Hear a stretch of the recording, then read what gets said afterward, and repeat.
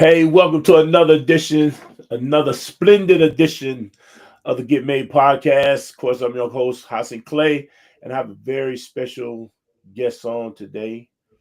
My brother from the Natty, my homie, Brother Saleem. Ah, Assalamu alaikum, brother. Walaikum salam wa rahmatullah here, brother Katu, who my triple OG is on with me. Yes, It's been a minute in the making, but man. we Listen. finally got here, and I think we got a very great, important topic that we're going to talk about today. We're going to keep it light, but we're going to keep it serious all Mhm. at the same time, because it's things that people should know about what's really taking place when it comes down to relationships, men and women, and how men feel about a certain aspect. We're going to be talking about divorce, right? Right. And sometimes that's a taboo, seems like it's a taboo topic, but it's something that has to be addressed nevertheless. Mm. So, Brother Saleem, before we get started, I want you to introduce yourself to the Get Made podcast audience, and so we can get to know you a little bit more, and so they can get to love you like I love you. Mashallah, I appreciate that, big brother. For those who don't know, my name is Saleem Abdul Mutakalim, but I go by Bro Saleem. So most of my handles you might see on like TikTok or different platforms, it may be bro.Saleem. So I go by Brother Saleem is what people affectionately know me by. Um, I am a real estate expert, a Muslim revert of since 2009. I embraced Islam in our hometown, the 51 3rd, 513, since 513, baby. 513 all day. Um, I embraced Islam on Vine Street, of all places, on Vine Street. You know where that is, right? You know it. And see, and that's what I like about you because we have these connections from our soil that we like it locks us in, right? So we can talk all day about this things that happen to us in this our hometown, right? Exactly. But to continue on, I am at this point now a single father of two boys, ages 11 and 12.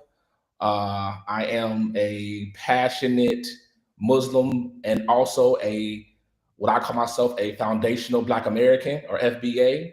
Um, so I'm just a very, I guess you would say, woke Black man that's trying to live his life on the Sirata Mustaqim every single day. And that's been my life since 2009 when I embraced Islam and embraced this beautiful lifestyle as a Muslim. Alhamdulillah. And how old are you now, Saleem? I'm 41. 41. All right, young man in charge. That's what's up. Young now. 41 is a new 20, I heard, Yeah, hey man, shoot, they act like it is anyway, right? So, Right, right. Wow. so all right. So with that introduction, I want to jump into this podcast. And everybody knows the Get Made podcast. We have three questions that we start each guest off with. And so first, first question. What Black author has inspired you? And if not, then what author has and what was the book? Gotcha. It's one book outside of the Quran, of course. Outside of Quran and any hadith, anything from Quran and hadith. I, Outside of that. I say a book that changed my life. And after I read it, it was so deep. It put me into a depression, or it made me realize the realities of what was going on at this point. And that book was the ISIS Papers by Francis Cress Welsing. Hmm. The Theory to Racism and White Supremacy. Well, I got the book somewhere around here. It's in my book collection. I got it like close by. Mm-hmm. But that book really broke down racism and white supremacy in a way that I've never seen it broken down, to the point where, as a young man, to answer questions of so why I was going through certain things I was going through, in whether it be the school system, the juvenile court system, and it really changed my life to the point where it was like wow. And I was after reading that book, it really made me feel that I wasn't crazy anymore, or I wasn't tripping. You know how we be saying from where we from, am I tripping? Did he just did I just Right. get Mm-hmm. yeah? Then so that made me realize that I have to walk a different way in this world now, like Mm-hmm. from all angles, right? Mm-hmm. From your entertainment to who you choose to be with to your decision making. I would say my decision making became a lot better after reading that book because I Okay. knew there was traps set up for me to fail. So yeah, Mm-hmm. that book, Okay. papers. Yeah. And it says it's called the ISIS Papers. Yeah, the ISIS papers. Yes, the ISIS papers. But there's another like subtitle of it. I can't remember it. I can get Okay. it real quick if you need me to grab the book. I can get it. It's real heavy. Okay. Well, and you said the author because they can look it up. We can look it up. And get the Yeah, author. it's called. It's Oh, actually, you know what? Hold on. We got internet right here. We use it. ISIS papers. Here we go. Yeah, it's by Francis Cress Welsing. It's called the ISIS paper, the keys to the colors. Keys Um, to the colors. Okay. yes, yep. And Francis Cress Welsing, who she's our esteemed ancestor now. She passed away, I think, a few years ago. Mm-hmm. And another brother that I admire a whole lot. I've met him in passing at an event or a rally, but that was Tariq Nasheed, Okay. who paid for her funeral and everything. And in my circles, we definitely hold her in great esteem. Her being a queen sister, and also putting that book out there like that. And oh man, it's a jewel. Now I'm looking for it. I'm gonna pick that book up, man. I hadn't heard of it before, but one of the interesting things for me when I ask these questions, I get to build my library up on different books when people come through and they talk about the books that they read. I'm interested in reading. If I hadn't read it before, you know what I mean. I kind of go and pick it up and then get into reading it. Right now I'm on 16. I'm on 1619 project, right? The Wow. 1619 project, and it's a pretty interesting read to be honest with you. Okay. You got to Um, grab that. Okay. yeah. Next, what black male has inspired you that you know? You know what? It was funny when you asked me that question prior to coming on, Hmm. and I realized how, being where I'm from, how I didn't really have a lot of positive male role models like that. Hmm. And so because of that question you asked me, I should have had an answer immediately. And I grew up in a single parent household, right? Hmm. And so, but the family member that I can say that actually took me on as like a son, even though he's my cousin, my first cousin, was my cousin. We call him Boo, but his name is Brian. We call him Boo. Hmm.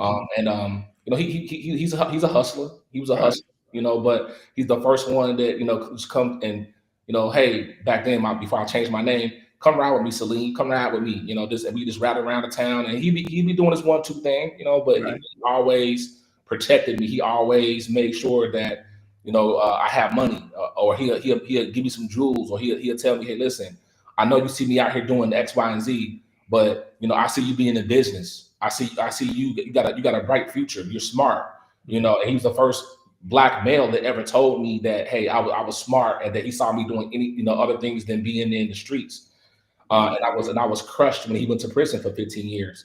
But him going to prison, and he had these beautiful long locks, right? Uh-huh. I seen the mug shot of him, and it cut his hair, and it tore me down to a degree where it was like, okay, like I don't want to ever end up like how he ended up. And but I learned from watching him as an example. I learned to go a different route, and then I went to go visit him when they had finally brought him down to the JC. You know how they do a transfer from the Right. and I went to go see him, and I came like this, right, with the kufi, and he start crying, man, you upon that? Oh man, he start calling me Ak immediately, Uh-huh. right, and so he was proud of me. So that was the first a man that I felt like he showed me a lot of wisdom, the best he could in the environment that we were in, to try to woo me away from the streets of Cincinnati, Ohio, where it can get real. So Right. For sure. Okay. Our last question, and this is going to tip us over into the conversation that we're going to have today. What is the state of black manhood from your observation after divorce? When a man gets divorced, what does that state does it look like for what is the state of black manhood after a divorce? Is that what I heard you say? Yes. Woo, man. Um, that's a man. Whew, that's a profound question because it can go so many directions, right? But like I would say, it's one of the state is that of uncertainty, misinformation, and not having tools. Okay. Explain. We don't dive into this conversation with those three things right there. Right. Let's start with those three things right there. You said uncertainty, misinformation, and lack of tools. Right. Let's start with uncertainty first. Right. So going back to my situation, unfortunately, I was in a marriage for 9 years, and I announced talaq on my wife during the holy month of Ramadan, with 2 boys from a previous marriage, right? And so the uncertainty of knowing that to stay in this marriage with this sister when she's unhappy with you for whatever reason, and not to let her go according to Islam, to find her peace will be oppressive. So the uncertainty of me saying, you know what, I tried to go get the tools and I was scrambling. I went and got, you know what I did. I won't go too much detail, but I tried to get the pieces in place. Right. At that point, it was already too late, right? It was already, I think her decision was made.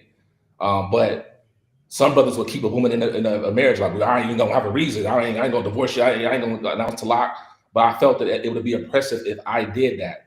So the uncertainty came from me was, okay, what I'm gonna do. I've invested 9 years. I poured into this marriage, all my resources that I felt that I had to my disposal, whether it been, your insurance at your job, 401k, savings. When I got $1, she got $1. It went, and I can prove it, right?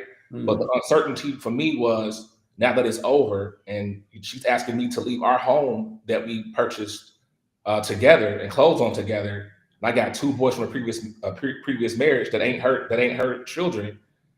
The uncertainty for me was everything. Where the money gonna come from? You ain't got this. You got the Shaitan was whispering. Your boys is watching you. What if you bug out? Now you twist that in with being angry, upset, and confused. It was a bad mix. So that's what I think a lot of brothers go through when they get divorced is the uncertainty on what to do, how to do it. Especially if you're not, if you don't have a spiritual connection with something, whether it be Christianity or Islam, and you live yourself to your own devices as far as your mind, and then that leads into the bad advice you're gonna get. Because now we got these smartphones in our hands 24/7. And so there's things called algorithms. Right. And then you start looking at red pill, blue pill content. Instead of going to Quran and Sunnah or the Bible, right? You start getting into different content. And you got brothers on here saying, F that. And then you got women over here saying, you deserve better, queen. And you got you got brothers, saying it's your fault. And you got brothers who are, saying you ain't the problem. These women they crazy, and then so now you got the information, you overloaded with information, you overstimulate it now, and now that adds back to the uncertainty. And then you do the mistake that I made, which is not reaching out to human beings like yourself, OGs, who are in certain arenas and professions that can help you, and you can actually reach and talk to guide you in a certain way. Like, hey, listen, you don't want to do that, you don't want to do this, but a verbal conversation, you in trouble at that point. You in trouble. You in big trouble. So. And then, what was my last thing? The lack of tools. Lack of tools. So going back to now, with the smartphones and technology, it's easy to be in your own silo or your own bubble, suffering in silence with 4G and 5G internet, and not calling anybody. And then you're posting on Facebook or you post on social media and TikTok or whatever, and you're doing that, but you're not reaching out to the tools that you have to therapists. Like for me, I had to go get therapy, and that's the first time in my life I ever had to even see a counselor or a therapist for any reason, like because I felt I was cool. I didn't need all that, but I had to actually and thank Allah that I had the resources around me through my employer, who was understanding and was able to get me the people I needed around me when I told them, hey, listen, I'm suffering here, I'm devastated. I've never been heartbroken to this degree. You know, I'm like, as we say I'm salty right now, like Mm-hmm. to the point I couldn't even function. So I had to get the tools, the therapists, people like you, the counselors and the couples who do the counseling and do the work. A lot of brothers sometimes we don't reach out to the tools that we need.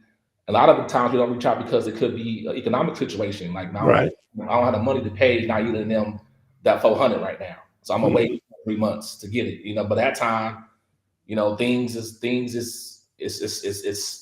compounding, it's snowballing. Mm-hmm. Or you have brothers who, you know, they have these jobs, they don't tap into their resources, and they, you know, they like where I work at, you have EAP and things of that nature who can get you counseling and all that, you know. Or it could be as simple as going to the masjid, talking to the email, or hollering at some brothers that you know that's in the masjid, right? Mm-hmm. So that's what I mean by the tools, the people and things that you can do that you can actually grab and call and go to help you when you're having a crisis. Mm-hmm.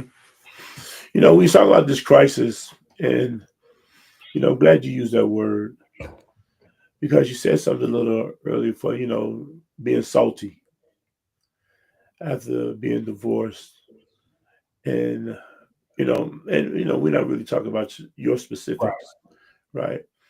But just the general idea of a man being salty Yes. after a divorce.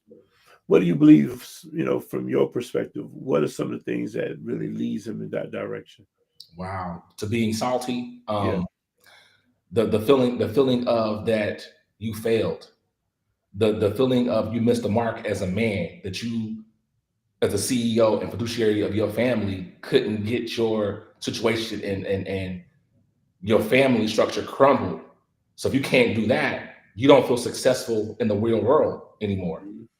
You know, like in my role, people call me and look for advice on how to solve problems. You know, hey, Saleem, I'm having an issue with it's a network static IP that's not connected to this device or whatever. And I'm able to solve these problems, and boom, I get things done. The people, they're happy when they leave your presence, right? Mhm. To have that juxtaposed to your household is crumbling, your wife is unhappy with you, like, and as the a man who takes his role as a husband seriously, when that crumbles, you feel like a failure, you feel defeated, and don't let the situation happen where you're being disrespected, or you're having arguments and things of like that nature, and you may be saying things to her, she's saying things to you that are just tearing you down and breaking you down. Or it could be that you're allowing friends and family to say things about her, this tearing her down, or vice versa, right? You Mhm. opening the door for things, and it really leaves you in a state of saltiness when the reality hits you, like, man, your marriage failed, dude, bro, your marriage failed. Mhm. You know, and as a Muslim, that's what I wanted as far as when I came into the Deen. I wanted the lifestyle. Like I used to see brothers. I used to, before I took Shahada, they'd be out, and I see they buying the hijabs. They how they show the family. I'm looking like, man, I want that. Like wow, that's beautiful. Like, because I didn't grow up seeing a man in the household, right? So to see men that was actually with their wife and children, taking care of them, that blew my mind. Like, Mhm. I'm like, what? And then they be smelling all good. I'm looking like, wow. And I'll see that in passing. So I'm like, I want that. Mhm. And so to have that, you know, and not be successful twice, for me, it'd be twice. It's a very hurtful thing, and you got to stop and say, okay, Saleem, where I'm at now is like, what are you doing wrong? Do you have communication issues? Do you have self-esteem issues? Um, why isn't Islam taking you to a point where your character is improving, so that way you can coexist in these unions Mhm. without them ending in failure?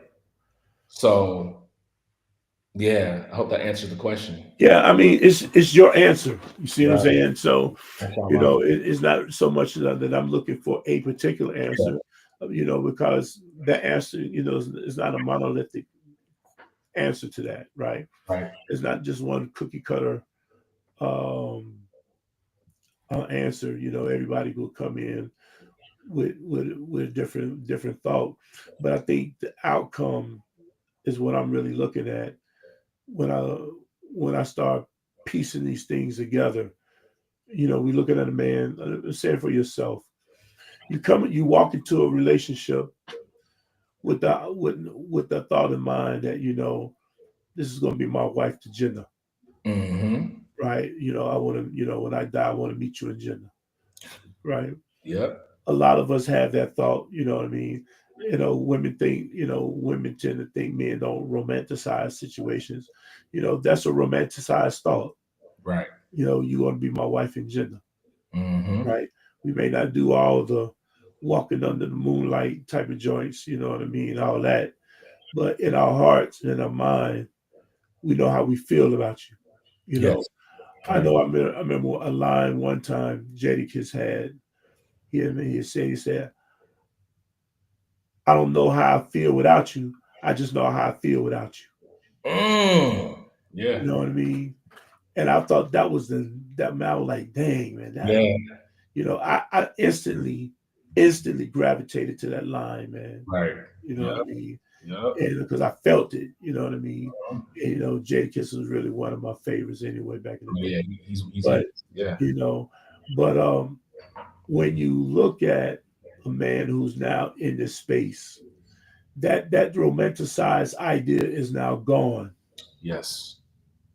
Yep. right? That Mm-hmm. he's no longer with the person he thought he was going to be with in gender, Mm-hmm. right? That he earnestly wanted to be with this person, whatever the workout we need to do, we need to work it out here so we can get on the other side, Yes. right? And Mm. then when that fails, there tends to seem to be a sense of lack of fulfillment that then is there, Yes. right?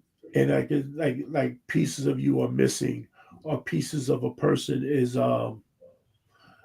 not there because they failed at something. I think you used the word fail, Right. right? What does failure look like or feel like for you?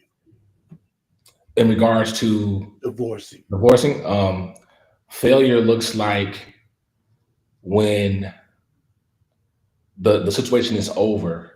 Failure looks like when you have to separate and move yourself away from the situation out of necessity, but also respect for that person that you love them so much that you're saying, "Hey, I'm gonna leave. I'm gonna leave your circumference." Right. The failure, the failure is the shoulda, coulda, wouldas come in. Right. I should have did this. I could have. I would have. Which I could have did that. Or you know what? I did make a mistake and did this that I shouldn't have did. Right. Hmm. Which you can reverse things. Right. Hmm. The failures, are pretty much, did you do everything you should have did while Allah granted you this sister or the brother, right, on the woman's side, to keep him, right? Hmm. Did you work on yourself? Did you grow? Did you pour in to the marriage? And it's not always financially, right? Did you pour into when she was saying, "Hey, can you just spend time with me?" Right? Did you prioritize other things over that person, right? Uh-huh. And so that's, to me, that's what the failure looks like. The failure looks like when a combination of, you didn't do all those things, and now it comes to this head to where it just totally collapses, and then you're left to pick up the pieces of that Hmm. and figure out. But then now it's like, I think, like, for me, I didn't do like the reflecting and the things I needed to do before it got to the point where the bottom fell out. And so that's how I feel the failure was for me in the situation as far as the divorce, um, Mm. and stuff. Yeah. I'm often wondering, man, the packing Hmm. aspect of this thing. Yeah. Tell us tell us about that ordeal. The packing. Yeah, the packing your stuff up, get ready Um, to move your stuff out, man, and you yeah, know, yeah. 'Cause I remember I called you around that time, I think, too. yeah, When I called you. Yeah, the packing. That's when the reality hits you, and also hits the other person that. Because I remember I went on Toro, and I rented the F-150 for 2 days, uh huh, and I was in the garage cleaning stuff out, and I was fasting during the month of Ramadan, so I'm still fasting, uh huh, and I'm packing up, but I'm hot, I'm salty, I'm sick, I'm putting my Islamic books in the. my computer desk that I'm on right now, things that I know I need to do my job with the new spot. Uh-huh. I'm packing up my boys' clothes and I'm putting them in. And as you packing, it's like it's as if you're packing up pieces of you as well. You're putting those into the back of the truck, and that was a very hard moment for me. And I say this is a house that we closed on together, and to know that I'm leaving this home that you look at you start looking at your appliances. You look at I remember when we laid this carpet together. I remember when that TV got mounted. Like and so to leave, it was very traumatic for me. Like wow, like you really getting ready to leave your home, and so back to the uncertainty, the unfamiliarity of it, of where you're gonna be at, how you gonna land on your feet. Uh-huh. Does this person want you to fail out here? Because when you in a marriage and a situation, it's a protection for you too, right? Stability has been compromised. So so now you start feeling like you put me out of my house and you want me to fail out here, because it's rough out here. No, this is it's a rough economy out here, right? Uh-huh. And so but also that's on her end of the stick too. Hey, you leaving and if your credit and money's not right, things of that nature. So for me, me packing up that was very painful, man. That was one of the most painful things that I've ever had to do in a sense of you know leaving a marriage and you packing up. That song. And my ex-wife was a Beyonce fan. That to the left. Like that's I don't know why that came to my mind. Like it was like Right. wow, but now my stuff to the left. I'm grabbing my stuff to the left. And Right. this wasn't no putting out because I could have stayed. I could have Right. been like nah. And I got told that hey Saleem, you can squat on her. You can do this. You can do that. But Right. what happened was I'm a person where when I'm not respected, that means everything to me. The respect aspect of things. So once I knew I wasn't getting respected, I couldn't lay my head there not another minute. I had to go. I had to go. When I felt disrespected, I could have dealt with anything else. I could have dealt with. She could have poured boiling hot water on me. She could have literally physically. But when the respect was gone, that's when I was like, okay, yeah, you can't lay here another minute. You got to find somewhere. My plans. It got to the point. My plans was to go to a homeless shelter with two boys. That's how deep it got for me. Hmm. That's how deep it got. So, but yeah, but that packing up, brother, oof, that was the roughest thing I ever had to do. And have Yeah, a and and it's to watch you do it was watching the whole time. Yeah, looking at you doing it. looking at me doing it. Yeah. Yep, Yeah. yeah. And this is like, man, how you can sit here and watch me do this, you know what I mean? It's like, I now just finally feel like you add insult to this injury now. But what it taught me, I'm so proud of myself because it taught me to stand in my discomfort. That packing up process.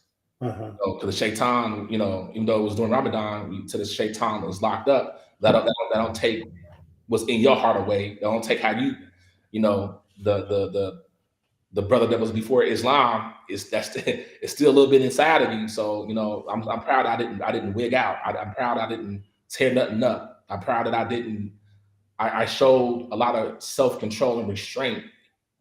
To be honest, like to be clear, I did show that Yeah. because the proof of that is that I didn't end up getting myself into any kind of trouble, right? And so Yeah. I'm proud of myself for that. It was a book written by, I guess it's Macmillan, Terry Macmillan, I think that's her name, um, called The Disappearing Act. That was one of my mom's favorite books. Oh, yeah. And the movie, I remember the movie. I read the book, right? But I also saw the movie. And Wesley Snipes, he's playing Sanaa Lathan, right? Wesley Yes, Snipes was playing a role, and as he was packing up and he was leaving, you know, and then you made me think about it. He started demolishing the place. yes, yep, yep, You know, that his act. This is how you start acting out his yeah, hurt. yep, You know yep, what I mean? And in this instance, hurt people really want to hurt people, yes, right?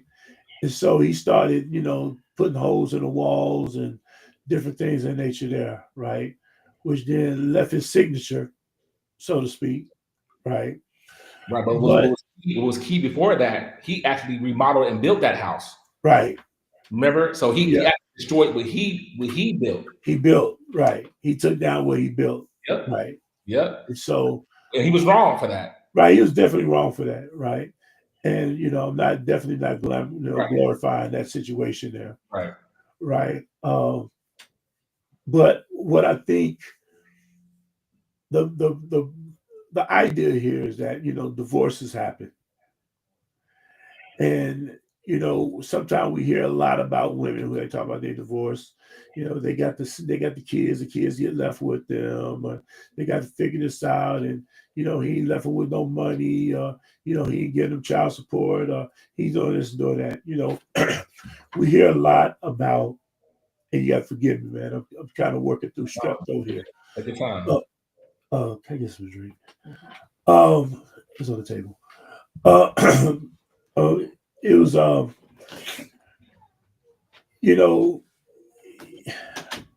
he's always thought about, that, what this looked like for the woman, or how bad off the woman is, because they think a man just, he's just gonna go and replace her, Yeah. right? He's just gonna get another woman, and just gonna just replace her, right? And Mm. that is easy for a man Mm-mm. Right. to get divorced and come out of divorce and be okay, Right. right? And what I wanted to demonstrate in it, because I remember your post when you first posted about divorcing the sister, Mm-hmm. right? And I saw the honor that you tried to hold in that, thank you. I saw the honor that you try to hold in that, you know what I mean, and how you try to, you know, you try to make sure that wasn't nothing disparaging said about the sister or anything in nature there, you know what I mean, and the route that you decide to take with that. But knowing what divorce looked like and understanding what divorce looked like, I want this conversation to come out today, right? I want this conversation to be able to come out today in order to say, hey, here is a real picture for a man what divorce looked like. Now, some people come out a little differently, Right. right? But everybody has a pain point. Mm-hmm. All pain points aren't the same, Right. right? But I wanted to be recognized that there are pain points. Right. Especially for people who get into a marriage and don't have an escape plan, Mm. an exit strategy. They Right. going in just there is no exit door. I'm in it. I'm a swim in, or I'm a drown in it. Right. Right. That's the thought. Mm-hmm. Right. Well, some people say, "Nah, I got a lifeboat over here.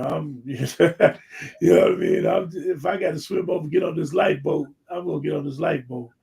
Well, some men don't think of it like that, and so they take it pretty hard. Yeah.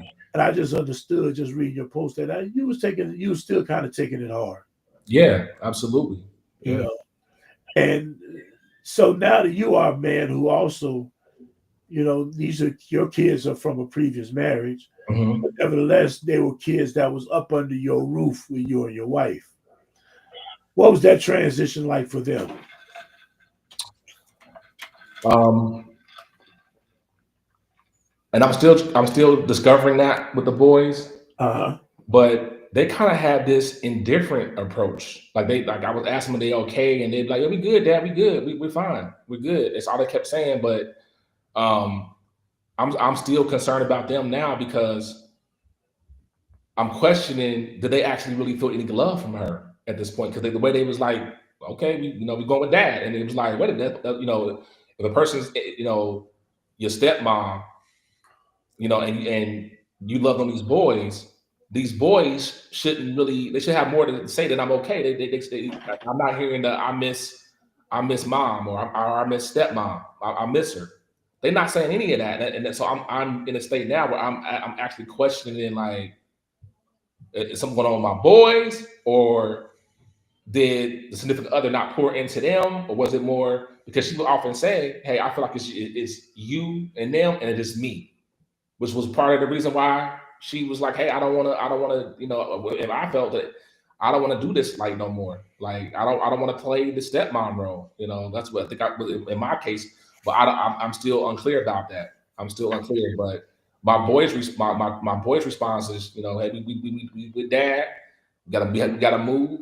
They pack their clothes up, and they came with me, and then they got their own rooms and stuff now. They get their rooms, and so I've been figuring out how to pour into them, and maybe this is Allah telling me, hey, Saleem, focus on your boys too, love on them, and that's how I've been approaching it. But my boys are saying that they when I'm asking them about it, how do they feel, and we sat down and had conversations, it's just one liners. It's we'll be okay, be fine, be good, and I'm like, it's very confusing for me at this point.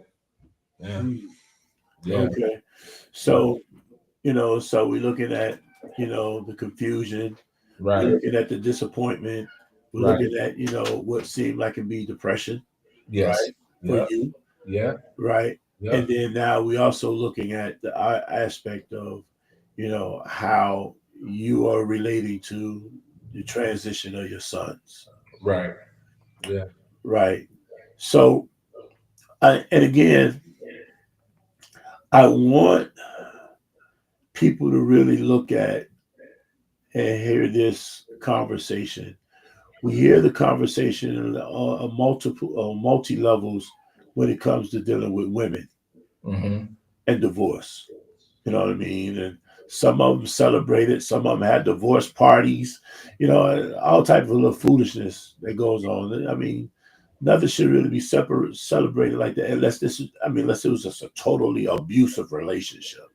right. I mean, And that happened with me. She went on vacation, went on a cruise. Right after I got out of the house, she was on a cruise. I was sick. I was like, wow. So yeah, they have parties. They're encouraged by people on the outside looking in who are on that person's side, but nobody ever puts themselves on the man side of the stick at all. It's girl, you do you, girl, and that's fine. That's fine. I can't hate on that. But nobody ever thinks about what the man goes through. What if the man can't afford to go on vacation? He got to sit in his discomfort. He got to sleep in his car. I've heard stories of men sleeping in storage bins. hmm Yeah, sleeping. yeah, Going to Planet Fitness to wash up right. at work. You know, there was a TikTok post that went viral. Like, you ever been cheated on and had to do a 8 hour shift at work? A Mm. heartbroken and did it. I did that for weeks at work, heartbroken, trying to get through a shift at work. So yeah, those are the things that the sisters don't get the privilege of seeing what's on the other side of the curtain when it comes to the brother or the man. And especially if you lost a good sister like I did, Mm. a wonderful woman. I mean, that's why when you see my post it was beautiful because this wasn't this your average. I don't attract the average type of woman. Like this was a phenomenal woman.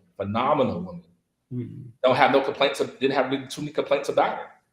You know, or if I did, I never exposed it to the world. I kept that, you know, between us. So right. So when men lose the good ones. Now, if you're dealing with a sister that was a disciplinary problem, or a woman she's out here and he's ready, he's been ready to go. He ain't gonna fight for it. He ain't gonna fight for his children. He ain't gonna. I wasn't in that situation with a woman that I loved. I was in a different situation. I was in a situation where, you know, a lot of my check marks are being met in the sense of, this how she carried herself, things that I asked Allah to send me, in the sister. And that she wasn't all perfect at all. I'm not saying that, but it was just I wasn't displeased to the point where I'm willing to go and slander her and be messy and do all those things. That wasn't my situation at all. But Right. brothers who are in the opposite, it can get messy. But like I Right. said, we never really unpack what really happens. Right. How a man deal with the dismount or divorce. Right. And that's what I really want to look at. You're saying how this dismount takes place for a man. You Right. know what I mean? And I mean, because when people get divorced, right? obviously something has gone wrong within the relationship. Absolutely. That some people at some point they say, well, there's no turning back. I got to a point I can't go backwards. I can't hit a reset button at this point, Right. right? And sometimes that is mutually agreed upon, Yeah. even though the care is still there, Mm-hmm. right? Even though the love is still there, Mm-hmm. And in this instance, there wasn't a sense of betrayal of infidelity, anything along those lines there. Right. You know what I mean? It was just, probably some difference of opinions, differences of ways of doing things. So, and the communication can be like there's a multitude of reasons why men and women get divorced, Right. right? Um, and I'm not going to sit there because I know somebody in the audience would say, what he's saying, what did you do wrong to lose her, right? I'm not Absolutely. going to get into that because it's not about that. Right. You see what I'm saying? It may not be that, it might be a situation. I want everybody to realize something. I'm not saying one way or another, but the honorable thing to do is protect the honor of a person. Facts. You know what I mean? So even though a person can be dead ass wrong, Yep. I'm not going to tell you. Yep. Yeah. You know Yeah. what I mean? I'm Yeah. not going to tell you. They could be dead ass wrong. I'm not going to tell you. And I don't know what they may decide to. They want to tell and they're not telling. But Yeah. I'm not going to get caught in that. No. And I think that more men should have that approach. Like, don't make it messy, because really, what it ultimately does, it makes you look dishonorable as the man when you start Right. to expose, oh, she did XYZ, or now you can expose it, but like, it shouldn't be on the social media. It could be a conversation that you have with one of your OGs, like, with you or one of your brothers or whatever. But what I'm starting to see a lot of now is, because back to these smartphones and the internet, people are post, you know Yeah. and I found myself doing that. Found myself almost, getting to the point where I'm saying too much. I'm saying too much now. Let me go ahead and remove some of these videos. So I think I'm being therapeutic and I'm just telling giving you my story. But then I had to realize, okay, but now if she see this, she not gonna think of it like that. She gonna think as you sneak dissing. She gonna think of it as, Right. That you throwing stones and hide your out hand. of your hands. Right. And guess what? I will have been doing that. But then Right. I gotta realize, like, nah, you can't sit up here and on one end say this beautiful post about the sister, about how you respect and honor her and you appreciate different things. But then on the other hand, you still throwing stones and sneak dissing on the other side of the stick. Right. That's why I had to say, nah, Saleem, no, step back. You're doing too much. You stop that. And then it's one of those things where it's like, protecting, like I said, what you just said, protecting her honor and the respect, so that way that's a protection for you to hold your honor and respect. Right. Because what's out here on the internet is permanent now. We in the screenshot era. We in the recording era. People keep tabs on everything. Yeah. Everybody got receipts about something. You Listen, know I'm what I talking mean? about folks got gigabyte space, and they phones. They storing those receipts. They storing the photos. They storing all that stuff to pull it back out. They hit record on the video. Don't think because you posted it, took it down. Somebody still got to record it in their phone. They can post it back at any time. So we in a very different situation now when it comes to this divorcing and dismounting situations. Because the person, I'm looking at it on TikTok. I'm looking at a sister now who's posting her whole story, part 1, 2, 3. The boy that took another wife, and he did X, Y, and Z, and I'm like, dang, and like so you get wrapped up into that. Like, well, I want to know more. And Yeah, and that's a lot of feminine energy, man. Right? And that's what I yeah, really like when dudes do something like that. yeah. That's a lot of feminine energy. You know what I mean? And it's like, bro, come on, man. Don't fall down on rabbit holes, man. Oh, You know man, what I mean?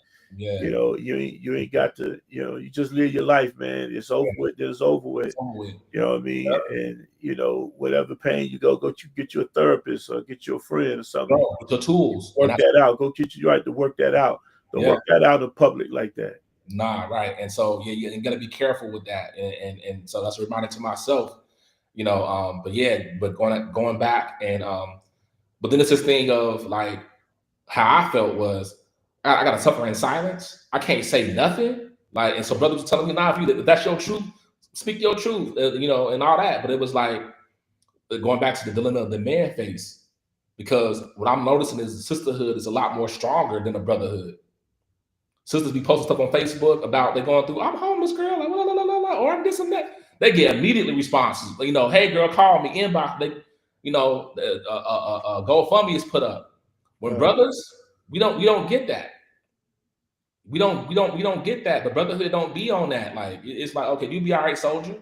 Toughen up. You know, we don't have like the brotherhood to pick us up like we should for real, for real. Yeah. You on your own out here. Right. You are on your own. So, you know, I can respect the sisters. They come together and whether it be trauma bonding, I like your word. You like that? Right. Whether they be trauma bonding, but it's helpful for them to trauma bond sometimes, right? They be getting into some little group chats and those little circles and girl and la la la la la. And but because we don't want to seem men, because we don't want to seem feminine, we don't get into those little pockets of brothers bashing, you know, and she ain't nothing. She out here anyway. We don't have, at least I've never been in those kind of circles.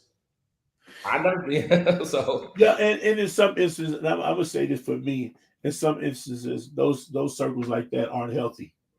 they You know aren't. what I mean?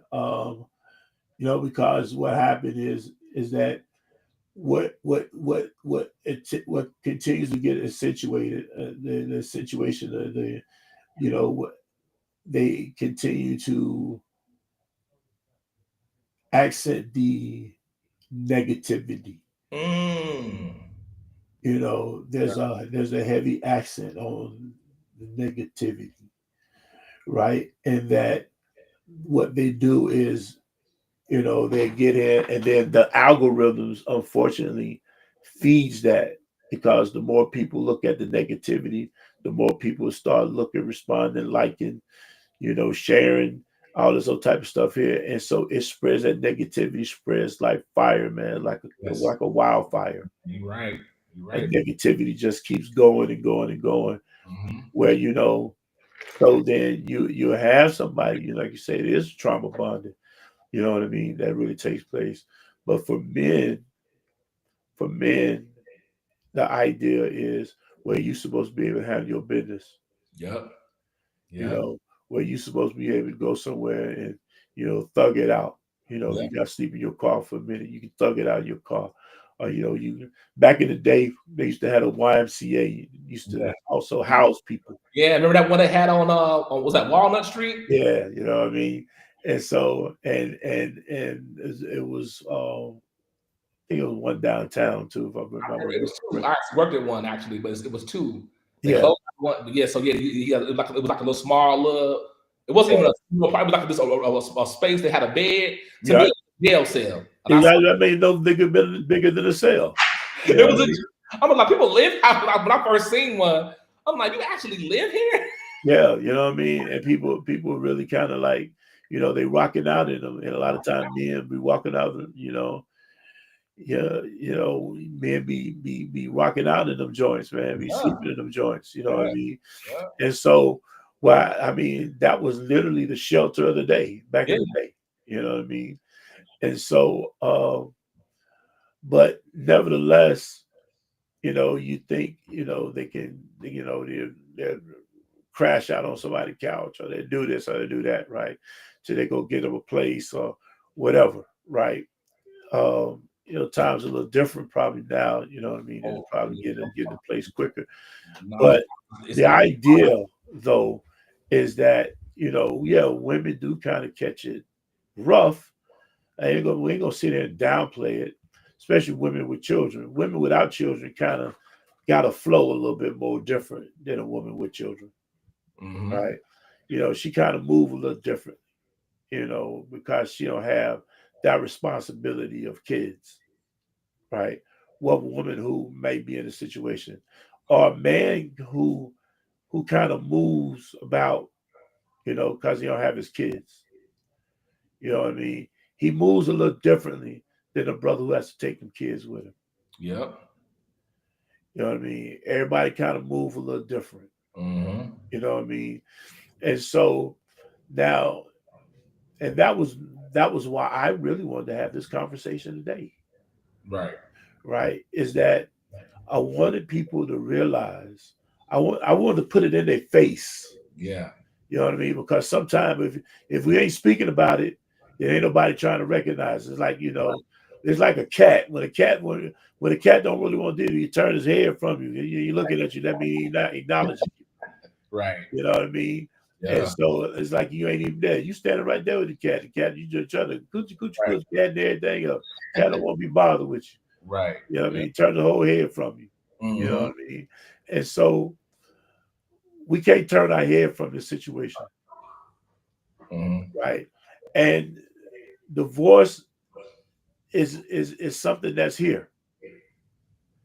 Divorce happens, but Yep. I want people to be a little bit more merciful and gracious with each other in this process, because Yes. even Allah says, take them in kindness and lead them in kindness, Yep. right? And my understanding, the word that he used for the kindness, for leaving them kindness, is ihsan, The sin. Yeah. right? Which is a whole nother spiritual excellence. You see what I'm saying? This is based upon spirit. So we should leave them with some excellence. We should depart with some type of spiritual excellence. So that means we should be dragging each other. We should be talking about each other. Should be doing this. Should be doing that. You know, and whatever your business is your business. Right. You know what I mean? You don't have to make no proclamations. You got to, bring out no whatever. You know, but when I saw you, of course, knowing you, right? And then I saw your post. I thought, man, this would be a great time to have this conversation. Right. You know, Yeah, that post got a lot of attention because I think that I try to set an example, or be like to a point where a lot of thought went into that post. And one sister actually hit me up and said that she read it and was crying. It brought her to tears. uh, It wasn't my intent. My intention was I really meant everything I said in that Facebook post about how sorry or apologetic I was that if she ever felt that my intentions was to come in and abuse or extrapolate or take from you. I've never been that kind of man ever in my life. It wasn't. right, I'm saying so. That's why it blew me. Like, wow, I would never ever come in and try to rob you, especially from a woman. Like, I would never come in and try to use you. That was never my intentions at right, all. It right, was feast to be a lie. It was like I told her on our wedding day when we had a beautiful wedding. I said, nothing is off limits to you when it comes to me. What I uh-huh, meant by that was I'm talking about everything, my money, whatever I have. I'm not trying to hoard anything. But what I meant by that is also the respect aspect, the love aspect. That's not off limits. Like I wanted that, or I want that. So that's why I was kind of shocked how it went down the way it did. But my intentions was to set a standard of leaving in peace, leaving gracefully. Um, or if you did not leave gracefully, right? You can always come back and I'm not saying go back, but it could have been a thing where, hey, listen, if you took something, you got to replace that, right? right, So have the intentions on. Let's say, okay, what got taken from you that you want me to replace? right, And if my money was right the way I wanted to, I like what Shadi Muhammad said. Hey, listen, if you're gonna divorce a sister or something, take her on a nice trip. Like what I did was, and I wrote a 6-page letter. I went to the store because I'm moving. I didn't have my funds wasn't the way it needed to be, right? Because I'm moving. I had to pay security deposits to my lights and all that, whatever. uh-huh, Whatever money I had, I would have got a nice bouquet of flowers.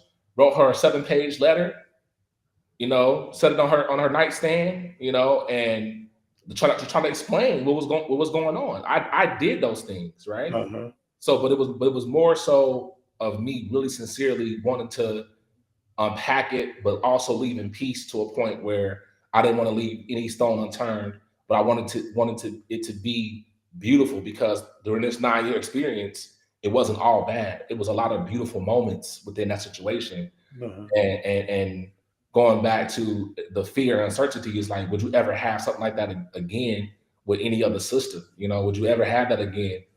Or you would find yourself comparing, so, and that's why people telling me like, nah, Saleem, you gotta do your healing. I know right, that, you get into inboxes or you might see things because there's a lot of options out there for brothers. And to me, the terrain for marriage is weird, but I'm newly getting back into that if I wanted to. But my therapist, he's a Muslim, but you know the brother too. He was Uh-huh. like, nah. Uh-huh.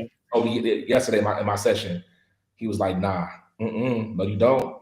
He said there's a Muslim conference happening this weekend. And I got excited. Oh, where? No, you're not. Uh-huh. Nah, no, you're not. You're not finna. Nah, you need another year or 6 months to a year. You can't do nothing. He told me. But that's back to you having the OGs around you. The OGs gonna tell you nothing. Right. They gonna tell you. Like you would have told me no. If I told you like, hey, I'm entertaining, you'd have been like, no. Right. Yeah, I told you that. I Yeah, told you you one. did. No, Nah, so but that's what I'm saying. I got you that low. you and my counselor, who's another OG. He was like, no, you told me no, and he told me no, and I'm like a kid, like you know how you little kids like your son be like, come on, like I I don't mean, you gonna be ready. You gonna be ready. right, go But be right, just coming straight out of something into something else, man, isn't a good thing. it's not. It's a lot not allowing it to happen because I don't try to talk to some sisters, and they're like, oh no. So a lot's been Right. they've been like, no, we ain't finna, I ain't finna talk to you. And then they see that post of that what I posted on Facebook. Oh no, you was in love. I can't. Yeah, you can love. I ain't dealing with you, Saleem. Nah, brother, you handsome, you're nice, all that, got all your teeth, but nah, Yeah. you got too much going. Nah, you was in love. Your mind ain't right yet. She said You shook off that residue yet. her DNA is entwined with yours. It's gonna take you some time to get that pulled away. I'm looking like, you right. My OGs like you right, OG. I'm gonna sit in my discomfort. I'm gonna do my work. But what I love that's happening with me is it forced me to put all my affairs totally in Allah's hands. Mashallah. Mashallah, like on every level. And that's one thing I think, brothers, we don't do is we turn into our own ego and our own nafs and our own the smartphones. And then we're not turning to Allah. So I asked Allah when I wrote that post to inspire my words. I asked Allah, listen, I got Allah. I got 2 boys. You know my situation. You know what I'm going through with this custody battle that I'm going into.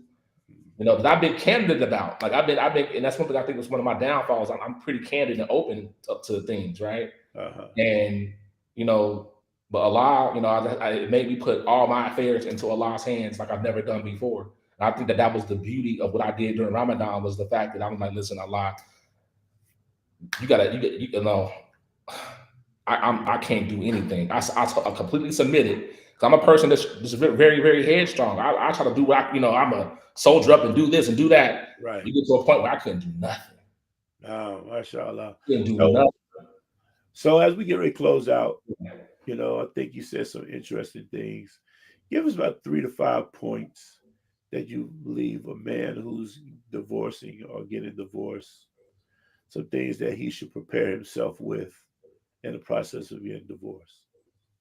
He's getting ready to go through the process. So what should be about 3 to 5 things you think that he should be preparing himself with? So one of the things is going back to what I did, you need to consult with Allah subhanahu wa ta'ala first about your affairs.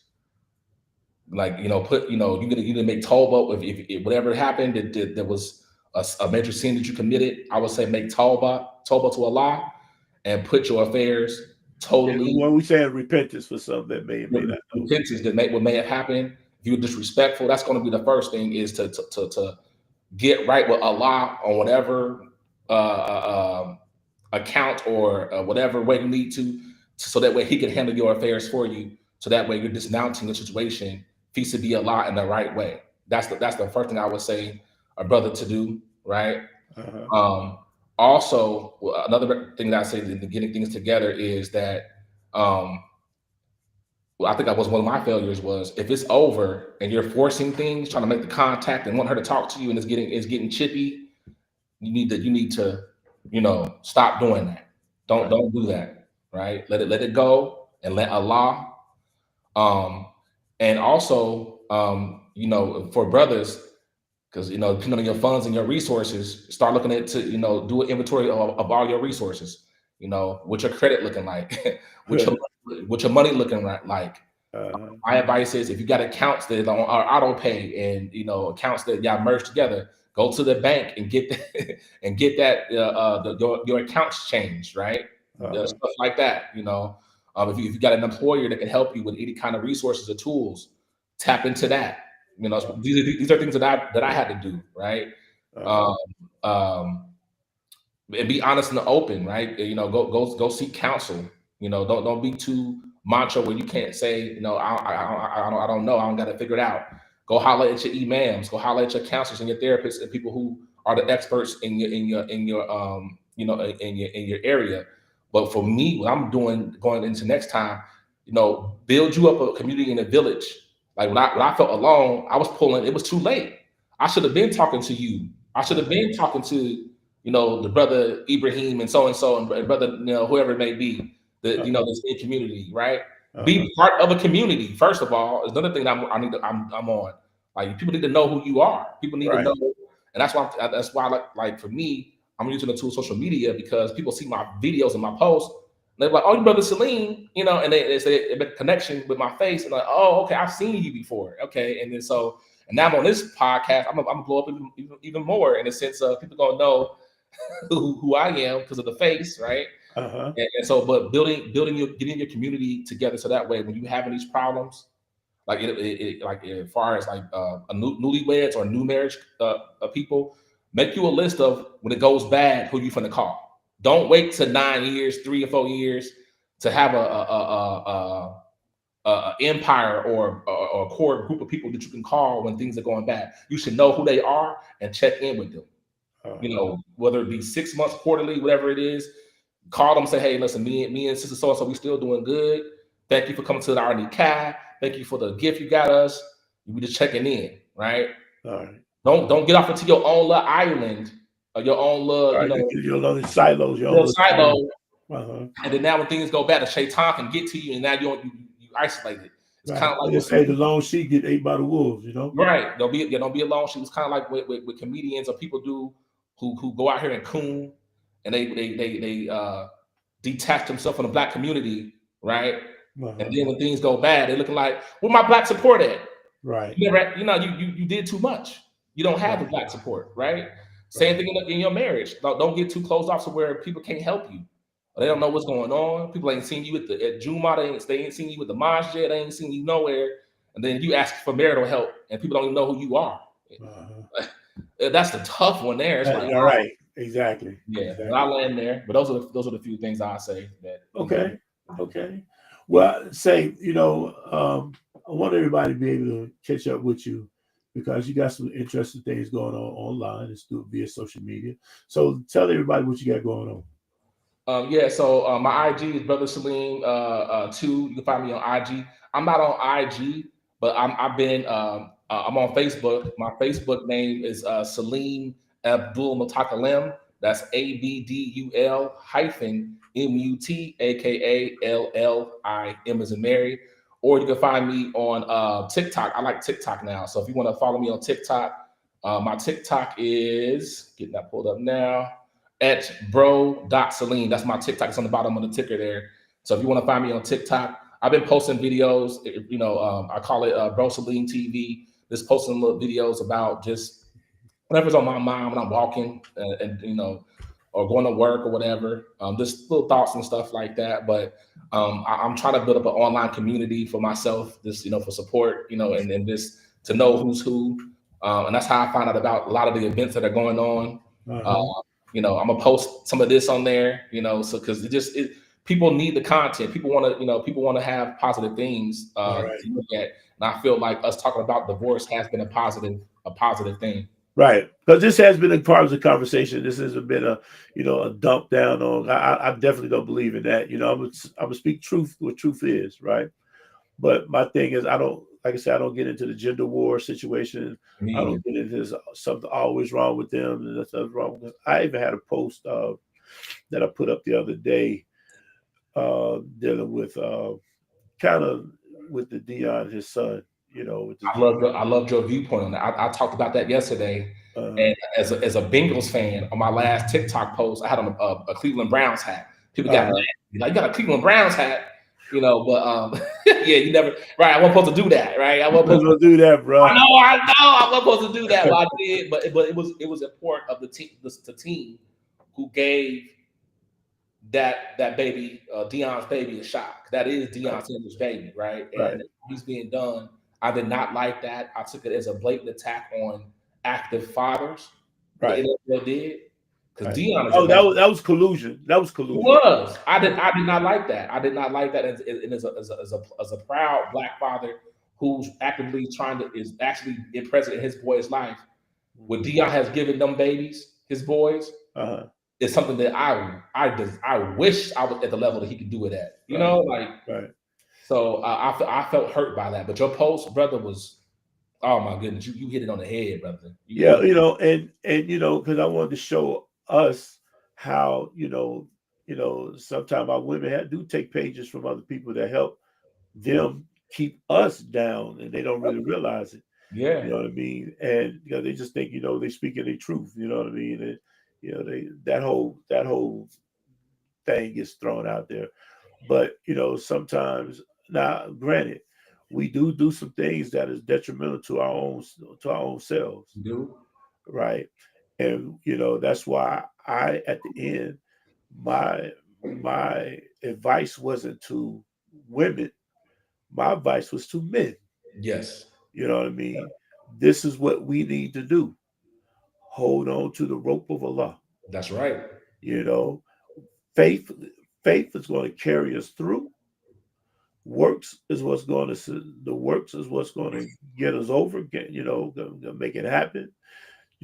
Standing on truth and then being patient. You Yeah, know, and the real reality of that stuff, that ain't nothing but so to us. yeah, yep, You know yep. what I mean? At the end of the day, that's all I just said. Illa Latina aminu wa aminu salihati wa tu sabil haq wa tu sabil sabr. That's all I said. Mhm. You know what I mean? And so, because that's always going to be the answer. Yes, You know what I mean? Now, find out what those things are within there and within those four things there. You know what I mean? right. And so, but I did want to point out, this is, as black men, this is how we see y'all now.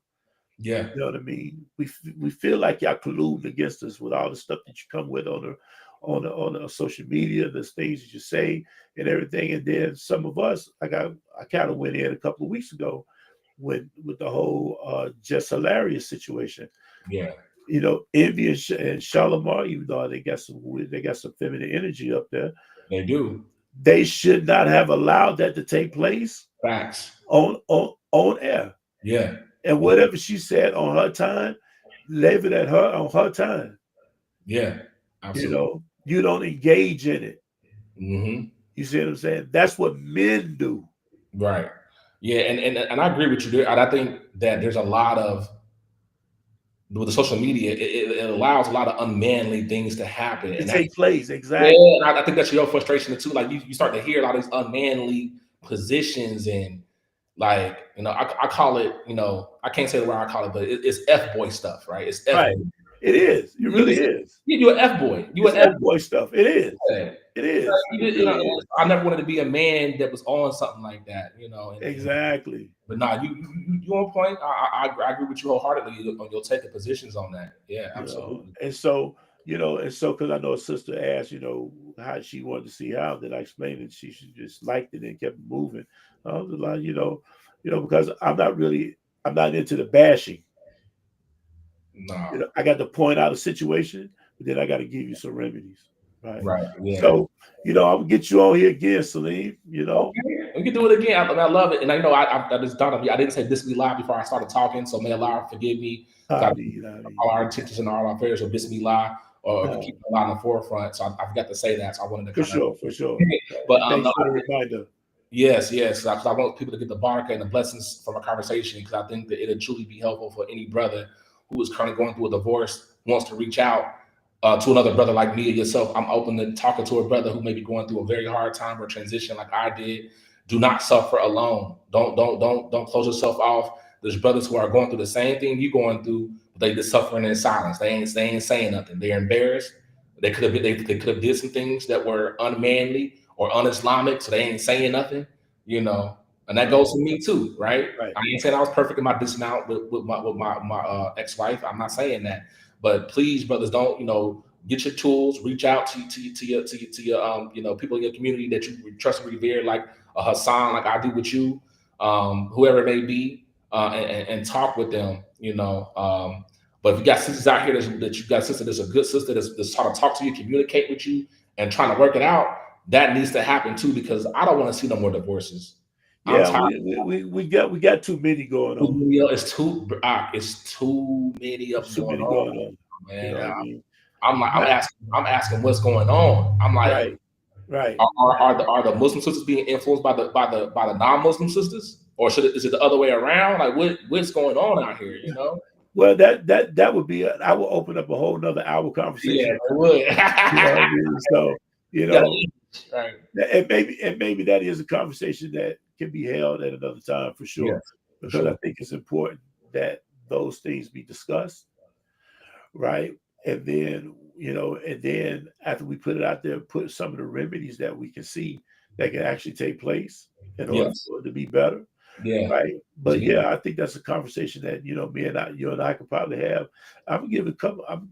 I got a couple of things going on within the next month and a half, 2 months or so, but I want to bring us on and have that conversation. I want to talk to you about the hijra experience that you had. I want to Okay, the Uber. Yes, Okay, I want yeah. to know the out because a guy I work with also made hijra around the time that you did, the same during that same week he made it, and so he probably was there the same time you was there, and I was Wow. like, Allah. That's what I've been asking Allah for, like because that package that Shadid got, my Yeah. intention is to be on that next. Inshallah. Allah, Inshallah. 'cause I'm Yeah. looking like, when I heard the sister didn't make it back, that you got Yeah, back. man. Oh, I was like, Subhanallah. I was like, Ilahi. I mean, and so I wanted to get your experience on that, because I think that brothers, we need to do more traveling, especially the Black Muslim brothers. We need to do more traveling, expanding our horizons, and that's what I think that my ex-wife wanted for me, was to expand my horizons, and we need to do more, and I wanted to, I desire to, and so, but when you get brothers like yourself who go out and make these trips and these and hijrah and these journeys, I want to talk to you because it inspires me and motivates me to seek that as well. So, Inshallah. Inshallah. So with that, this has been another Get Made podcast experience, Hassan Clay experience. Y'all can find me on TikTok and Instagram at the Hassan Clay experience. Also, please subscribe to my YouTube channel at the Get Made podcast. MADE, of course, is the acronym for Manhood, Accountability, Development, Enrichment. All right. Oh, please keep me in your du'as and your prayers, because I have been ill for a little while now. So, but this thing has to still be with consistency. That's what grounded masculinity. That's right. That's what we talk about with grounded masculinity. One of the core competencies of grounded masculinity is consistency. You got to keep doing it. Rain, sleet, or snow. Right. You got to keep it moving. Right. But with that, we'll tune off for there. We appreciate everyone showing up. And please share, share, share. And we're going to see you next week. All right. 7 p.m. on Monday. All right. Assalamu alaikum.